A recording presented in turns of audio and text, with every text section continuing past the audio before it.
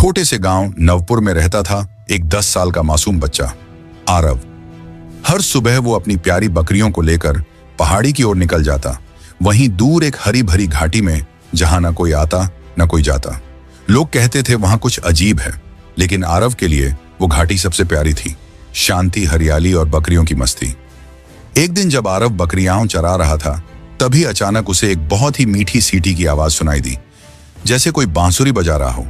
पर घाटी में तो और कोई था ही नहीं। आरव ने इधर उधर देखा, लेकिन सब कुछ सामान्य था। तभी उसकी सबसे प्यारी बकरी चिंकी अचानक दौड़ती हुई एक झाड़ी के पीछे चली गई। आरव भागा उसके पीछे, और जो उसने देखा उसकी आंखें खुली की खुली रह गईं। झाड़ी के पीछे एक चमचमाती गोल आकृति जमीन में बनी हुई थी, जैसे किसी ने धरती पर कोई रहस्यमयी चिन्ह बनाया हो, और उसी चिन्ह के बीच खड़ी थी चिंकी, बिल्कुल शांत। आरव ने जैसे ही आगे कदम बढ़ाया, जमीन थोड़ी हिलने लगी और वो आकृति हल्की नीली रोशनी से चमकने लगी। आरव डर के बजाय हैरानी में था। तभी एक नर्म सी आवाज आई, तुमने हमें जगा दिया है आरव, अब एक नई दुनिया का रास्ता खुल चुका है। आरव चौंक कर पीछे मुड़ा, पर वहां कोई नहीं था। अचानक जमीन के बीचों बीच से एक हल्का नीला दरवाजा उभर आया। दरवाजे के चारों ओर पेड़ पौधे जैसे झुक गए हों, मानो उस रास्ते को सलाम कर रहे हों। आरव ने डर के बजाय जिज्ञासा से उस दरवाजे की ओर कदम बढ़ाया, और जैसे ही आरव ने उस नीले दरवाजे को छुआ, एक हल्की सी बिजली की चमक हुई और पल भर में उसकी आंखों के सामने सब कुछ घूमने लगा। जब उसकी आंखें फिर खुलीं, तो वो खुद को एक बिल्कुल नई दुनिया में खड़ा पाया। यह जगह उसकी पहाड़ी घाटी से बिल्कुल अलग थी। पेड़ हवा में तैर रहे थे, नदियां उल्टी बह रही थीं, और आसमान में रंग बिरंगे बादल शहद जैसे टपक रहे थे। वहां की मिट्टी से भी हल्की रोशनी निकल रही थी। पर सबसे अजीब बात, उसकी सारी बकरियां भी वहां थीं, पर उनके गले में अब छोटे छोटे चमकते हुए घंटियां थीं, जो हवा में कोई अजीब भाषा बोल रही थीं। तभी एक तेज रोशनी आरव के सामने आई, और उसमें से निकली एक छोटी सी उड़ती हुई लड़की, जिसके पंख थे और आंखों में चमक। मैं हूं नेली, इस जादुई दुनिया की मार्गदर्शिका, उसने मुस्कुराते हुए कहा। तुमने जो दरवाजा पार किया है, वो सिर्फ सच्चे दिल वालों के लिए खुलता है, और अब तुम्हें एक जिम्मेदारी निभानी है। आरव थोड़ा घबराया, पर फिर बोला, मैं तो बस अपनी बकरी के पीछे आया था। क्या जिम्मेदारी? नेली ने हवा में घूमा और पास की झील में से एक नीला पत्थर निकाला। यह है काला स्तंभ, इस दुनिया को संतुलन में रखने वाला पत्थर, लेकिन इसका एक टुकड़ा गायब हो गया है। जब तक वो वापस नहीं आता, ये दुनिया धीरे धीरे बिगड़ती जाएगी, और सिर्फ तुम ही उसे खोज सकते हो आरव। आरव आश्चर्य में पड़ गया। लेकिन मैं तो बस एक चरवाहा हूं। नेली मुस्कुराई। यही तो बात है, केवल मासूम और निडर दिल ही इस यात्रा पर सफल हो सकता है। लेकिन ध्यान रहे, तुम्हें समय के अंदर वो टुकड़ा लाना होगा, वरना ये दुनिया बंद हो जाएगी हमेशा के लिए।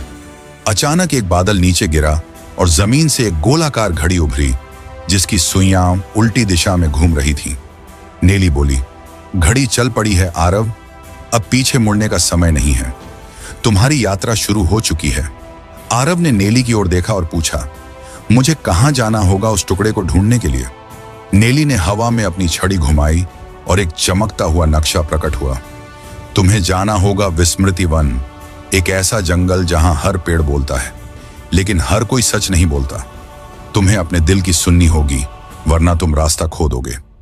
आरव ने अपने झोले में एक पानी की बोतल और कुछ रोटियां रखी, और अपनी बकरियों को समझाया, तुम सब यहीं रुको, मैं जल्दी लौटूंगा। चिंकी ने जैसे सिर हिलाकर हामी भरी, जैसे सब कुछ समझ रही हो। आरव ने कदम बढ़ाए और पहुंचा उस रहस्यमयी जंगल की सीमा पर। जैसे ही उसने प्रवेश किया, उसके चारों ओर की हवा बदल गई, ठंडी और धीमी। पेड़ ऊंचे ऊंचे थे और उनकी शाखाएं धीरे धीरे हिल रही थीं, जैसे किसी रहस्य को फुसफुसा रही हों। जैसे ही आरव ने पहला कदम भीतर रखा, एक पेड़ की मोटी आवाज गूंजी, आरव, तुम्हें यहां नहीं आना चाहिए था। आरव चौंका। तुम्हें मेरा नाम कैसे पता? दूसरे पेड़ ने कहा, हम सब जानते हैं कि तुम कौन हो, लेकिन क्या तुम खुद जानते हो कि तुम क्या कर सकते हो? आरव धीरे धीरे चलता गया, लेकिन हर पेड़ कुछ कहता। कोई कहता दाईं ओर जाओ, कोई कहता बाईं ओर मुड़ो, कोई कहता वापस लौट जाओ। आरव उलझन में पड़ गया। तभी उसे याद आया नेली ने क्या कहा था, अपने दिल की सुनना। उसने आंखें बंद की और मन ही मन एक सवाल किया, जिस रास्ते से सच्चाई मिले वही दिखाओ। तभी एक हल्की सी हवा उसकी बाईं तरफ चली और एक सुनहरी पत्ती हवा में उड़ती हुई जमीन पर आ गिरी। आरव समझ गया यही इशारा है। वो उस पत्ते के पीछे चल पड़ा। चलते चलते उसने देखा कि सारे पेड़ अब चुप हो गए थे, जैसे उसकी परीक्षा पूरी हो गई हो। जंगल के आखिरी सिरे पर एक खुला मैदान था और वहां बीचों बीच एक अजीब सी आकृति में जमी हुई बर्फ थी और उस बर्फ के बीच चमकता हुआ कुछ था, शायद वही टुकड़ा। लेकिन जैसे ही आरव ने पास जाने की कोशिश की, बर्फ के किनारे से जमीन फटने लगी और एक गहरी गुफा प्रकट हुई। गहरी गुफा की ओर देखते ही आरव की सांसें थम गईं। गुफा के अंदर से एक नीली सी रोशनी बाहर आ रही थी और उसके साथ एक मीठी सी खींचती हुई हवा, जैसे कोई अदृश्य शक्ति उसे अंदर बुला रही हो। आरव ने अपने झोले की रस्सी कसकर बांधी और धीमे धीमे उस गुफा में उतर गया। भीतर जाते ही उसे महसूस हुआ जैसे समय थम गया हो। न कोई आवाज, न कोई हलचल, सिर्फ उसकी सांसों की धीमी गूंज। गुफा के भीतर एक गोलाकार कक्ष था।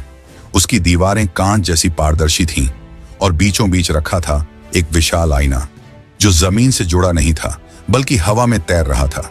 उसके चारों ओर नीली बैंगनी रोशनी घूम रही थी। आईने पर जैसे ही आरव की परछाई पड़ी, वो चमक उठा और अचानक उसमें दृश्य बदलने लगे। पहला दृश्य, आरव अपनी बकरियों के साथ घाटी में खेल रहा है, सब कुछ सामान्य। दूसरा दृश्य, वही घाटी सूखी, बकरियां गायब, आसमान धूसर और पहाड़ियों पर दरारें। तीसरा दृश्य, आरव उसी चमकते पत्थर के टुकड़े को थामे हुए खड़ा है और चारों ओर प्रकृति फिर से खिल उठती है। आईने में आवाज आई, तुम्हारे फैसले से दो दुनिया जुड़ी हैं आरव। जो रास्ता तुम चुनोगे वही भविष्य बन जाएगा, लेकिन याद रखना, हर चमकते टुकड़े के पीछे एक सच्चाई छिपी होती है। आरव ने हिम्मत से पूछा, क्या यही टुकड़ा मुझे लेना है? आईने ने अचानक अपनी सतह बदल दी और उसमें दिखाई दिया एक और बच्चा, ठीक आरव जैसा, पर उसकी आंखें सुनहरी थीं। अगर तुमने पत्थर को छुआ तो ये बच्चा जाग जाएगा और तब खेल शुरू होगा। आरव डर गया, कौन है ये और मैं क्यों? आईना धीरे से फुसफुसाया, तुम दो नहीं हो आरव, तुम दो हिस्सों के कुल योग हो, एक रोशनी का, एक रहस्य का। अब तय तुम्हें करना है, किस तरफ जाना है। आरव ने गहरी सांस ली, आगे बढ़ा और उस बर्फ में जमे पत्थर को छू लिया। तुरंत ही जमीन कांपने लगी। आईना टूट गया। आईने के टूटते ही जैसे पूरी गुफा नीली रोशनी से भर गई। उसके टुकड़ों से हवा में झिलमिलाते चक्र बनने लगे और तभी धीरे धीरे उन चक्रों के बीच से एक बच्चा बाहर निकला, हूबहू आरव जैसा। वही चेहरा, वही उम्र, लेकिन आंखें सुनहरी और चेहरा एक रहस्यमयी मुस्कान से भरा। तुम कौन हो? आरव ने डर और हैरानी से पूछा। उसने हल्के से मुस्कुराते हुए जवाब दिया, मैं तुम ही हूं आरव, वो हिस्सा जिसे तुमने कभी समझा ही नहीं। मैं हूं तुम्हारा परछाई। परछाई? हाँ, वो बोला, हर इंसान में दो चेहरे होते हैं, एक जो दुनिया को दिखता है और एक जो उसके अंदर छुपा होता है। जब तुमने पत्थर को छुआ तो मेरे लिए रास्ता खुल गया। अब मैं भी बाहर आ सकता हूं और ये दुनिया मेरी भी है। आरव घबरा गया, लेकिन मुझे तो सिर्फ टुकड़ा चाहिए था, मेरी बकरियां, मेरी घाटी। परछाई ने ठाका मारा, यह टुकड़ा सिर्फ ताकत नहीं, परीक्षा भी है। तुम्हारा मन साफ था, इसलिए तुम यहां तक पहुंच सके, लेकिन अब तय होगा किसे हक है इस टुकड़े पर, तुम्हें या मुझे। आरव पीछे हटा, पर तभी एक गूंजती हुई आवाज आई, अब परीक्षा का दूसरा चरण शुरू होता है। गुफा की दीवारें पीछे हटने लगी और चारों ओर एक नया मैदान बन गया, लेकिन अजीब सा। हर दिशा में एक जैसा दृश्य, हर पेड़, हर पत्थर, हर रंग एक समान। आरव और परछाई दोनों एक दूसरे के सामने खड़े थे। परछाई बोला, यह जगह भ्रम की है, यहां तुम्हें अपने भीतर उतरना होगा। अगर तुम खुद को पहचान सको तो बाहर का रास्ता खुद सामने आ जाएगा, वरना तुम इसी भ्रम में खो जाओगे हमेशा के लिए। आरव ने आंखें बंद की और खुद से पूछा, मैं कौन हूं? क्या मैं सिर्फ एक चरवाहा हूं या कुछ और भी? धीरे धीरे उसे याद आने लगा, उसका मां के लिए प्यार, बकरियों की देखभाल में उसका धैर्य, उसका सच बोलना, उसका दूसरों की मदद करना। और तभी एक चमकदार दरवाजा उसके सामने उभरा। परछाई चौंक गया। तुम कैसे? आरव ने मुस्कुराकर कहा, मैंने खुद को देखा, पर तुमने सिर्फ आईना देखा, यही फर्क है। जैसे ही आरव उस दरवाजे की ओर बढ़ा, परछाई फीका पड़ने लगा और एक हल्की सी आवाज आई, तुम जीत गए आरव, लेकिन याद रखना, मैं हमेशा तुम्हारे भीतर रहूंगा। तुम्हारा हर फैसला तय करेगा कि मैं और ताकतवर बनूं या और छोटा। दरवाजा खुला और आरव फिर से बाहर की दुनिया में लौट आया, वहीं अपनी बकरियों के पास। लेकिन उसके हाथ में अब वो टुकड़ा था, काला स्तंभ का खोया हिस्सा। तभी नेली उड़ती हुई आई। शाबाश आरव, लेकिन अभी सफर पूरा नहीं हुआ। अब इस टुकड़े को सही जगह तक पहुंचाना है, जहां इसकी असली शक्ति खुलती है। नेली की बात सुनकर आरव ने सिर हिलाया और वो दोनों उड़ते हुए पहुंच गए एक बेहद दूर नीले समुंदर के बीचों बीच तैरते हुए टापू पर। चारों ओर घना कोहरा था और टापू की जमीन एकदम शांत, इतनी शांत कि जैसे वहां समय भी चलना भूल गया हो। नेली ने इशारा किया, यह है समय टापू। यहां समय रुका नहीं है, बस ठहर गया है, और यही है तुम्हारी अगली परीक्षा। टापू के मध्य में एक विशाल वृक्ष खड़ा था, पर उसमें न कोई पत्ता था, न जीवन।